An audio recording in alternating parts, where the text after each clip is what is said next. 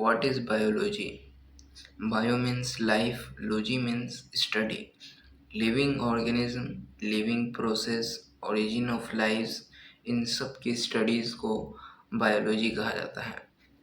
यानी कि बायोलॉजी में हम लिविंग ऑर्गेनिज्म के बारे में पढ़ते हैं, लिविंग प्रोसेस के बारे में पढ़ते हैं, ओरिजिन ऑफ लाइफ के बारे में पढ़ते हैं। इसके दो मेजर ब्रांचेस हैं, पहला जूलॉजी और दूसरा बॉटनी। जूलॉजी में एनिमल्स की स्टडी करते हैं और बॉटनी में प्लांट की स्टडी करते हैं। एनिमल की स्टडी जूलॉजी के फादर एरिस्टोटल हैं। इन्हें फादर ऑफ बायोलॉजी भी कहा जाता है, फादर ऑफ मॉडर्न एम्ब्रोलॉजी भी कहा जाता है। बॉटनी के फादर थियोफेरेस्टस थे। What is cell? सेल क्या होता है? Cell is the fundamental structural and functional unit of life. Cell जो है एक फंडामेंटल यूनिट है हमारी लाइफ का, एक स्ट्रक्चरल यूनिट है हमारी लाइफ का, एक फंक्शनल यूनिट है हमारी लाइफ का। Cell is called defining feature of living organism. Presence of cell is mandatory in all living organism.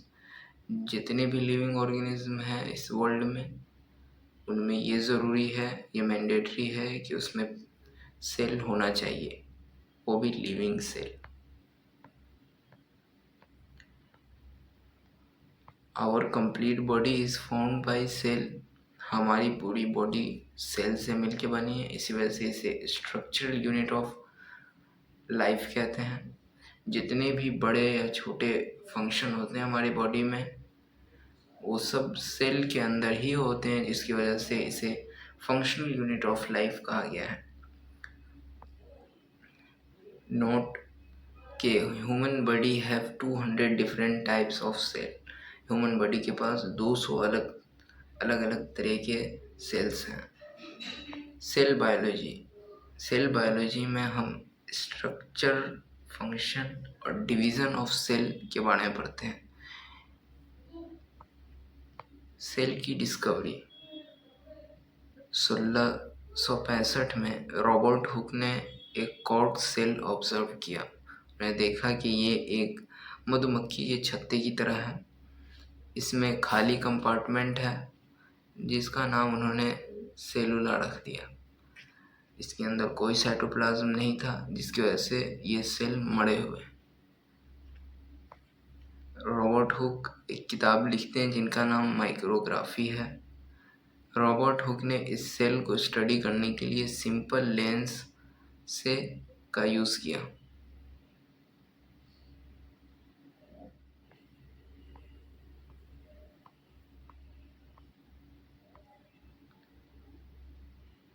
Anton van Leeuwenhoek 1674, इन्होंने पहली बार लिविंग सेल को देखा। इन्होंने ऑब्जर्व किया कई motile sales like sperm, bacteria, protozoa. Proto मतलब होता है लोअर एंड जोआ मतलब एनिमल लाइक, यानी कि छोटे एनिमल की तरह के सेल्स को प्रोटोजोआ कहते हैं। He called them एनिमलक्यूलस।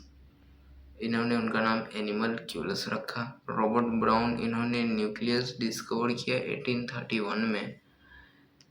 Types of organism based on number of cell. Number of cell के बेसिस पर ऑर्गेनिज्म कितने तरह के हैं, तो वो 2 तरह के हैं। यूनिसेलुलर ऑर्गेनिज्म जिसमें बैक्टीरिया, प्रोटिस्टा, अमोइबा, पेरिमेशियम आते हैं। मल्टी सेलुलर ऑर्गेनिज्म जिसमें फंगस, प्लांट्स, एनिमल्स आते हैं। Unicellular organism first feature is capable of independent existence. ये कैपेबल होते हैं इंडिपेंडेंटली जीने के लिए। इनका एक सेल ही रिस्पायरेशन, रिप्रोडक्शन, एक्सक्रीशन, यानी कि जितनी चीज़ें ज़रूरी होती है वो सारी चीज़ें एक ही सेल में होती है। सेल डिवीज़न भी एक ही सेल में होता है। सेकेंड फीचर है unicellular organism is capable to perform all function essential for living. Unicellular organism जो है वो कैपेबल होते हैं सारे फंक्शंस को करने के लिए। Not anything less than a cell, एक सेल से छोटी जो भी चीज़ होगी वो सरवाइव नहीं कर सकती इंडिपेंडेंटली, उसे लिविंग भी नहीं कह सकते हैं। जैसे virus is not living, virus को लिविंग नहीं कहते हैं। सेल थ्योरी, शाइडिन एक जर्मन बोटनिस्ट जिन्होंने 1838 में कई प्लांट्स को ऑब्जर्व किया और कहा कि बॉडी ऑफ प्लांट्स यानी प्लांट्स की बॉडी जो है वो कई अलग अलग तरह के सेल्स से मिलके बनती है जो कि फर्दर अलग अलग तरह के टिश्यूज बनाते हैं, group of sales.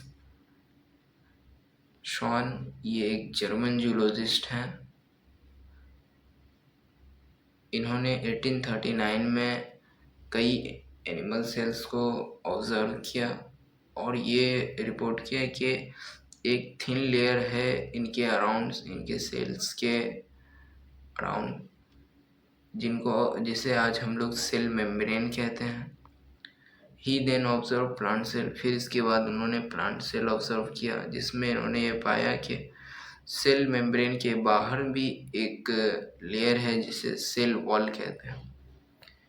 Hypothesis, body of, इन्होंने एक हाइपोथेसिस दिया बिना एक्सपेरिमेंट के, एक स्टेटमेंट, यानी कि body of plants and animals are formed of cell and product of cell. जितने भी प्लांट्स और एनिमल्स की बॉडी है ये सब सेल और उसके प्रोडक्ट से मिलके बने हैं। शाइडिन एंड शॉन दोनों एक साथ मिलकर सेल थ्योरी देते हैं जिसमें कहते हैं all organism are formed up of cell and product of cell. जितने भी ऑर्गेनिज्म हैं वो सेल और प्रोडक्ट ऑफ सेल से मिलके बने हैं।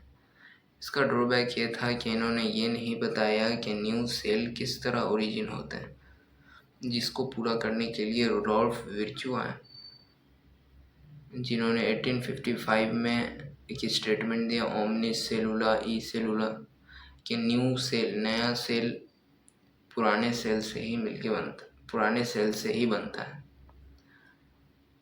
हाइपोथेसिस होता है कि एक स्टेटमेंट जो कि बिना एक्सपेरिमेंटल प्रूफ के दे दिया जाए, और थ्योरी वैसा हाइपोथेसिस जो कि थ्योरी बन गया अब जब इसे प्रूफ कर दिया गया एक्सपेरिमेंटल के थ्रू। सेल थ्योरी कंबाइन होके ये बना all living organism are composed of cell and product of cell, all cell arise from pre existing cell. Note करने की बात यह है virus do not have its own cell, virus के पास खुद का सेल नहीं होता, इसीलिए ये सेल थ्योरी में एक्सेप्शन है।